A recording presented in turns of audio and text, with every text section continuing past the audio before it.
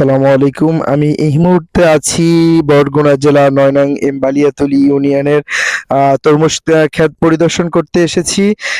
এবার আপনারা দেখতে পাচ্ছেন যে এখনো কিন্তু প্রচুর ফল মাঠে রয়েছে, যেগুলা অনেকের ক্ষেতে ফল কিন্তু এখনো ছোট এবং বহু ফল কিন্তু এখনো অনেকে কিন্তু বিক্রি করতেছে বা ফলগুলো কিন্তু দেশের বিভিন্ন অঞ্চলে চলে যাচ্ছে, কিন্তু এখনো কিন্তু হচ্ছে ফল অনেক রয়েছে। কিন্তু যদি বৃষ্টি হয় তাহলে কিন্তু কৃষকরা অনেকটা ক্ষতির মুখোমুখি হবে, এবং যদি শিলাবৃষ্টি হয় তাহলে তো প্রত্যেকটা ফলই নষ্ট হয়ে যাবে, যার খাওয়ার উপযুক্ত থাকবে না এবং তারা আর কিন্তু বিক্রি করতে পারবে না।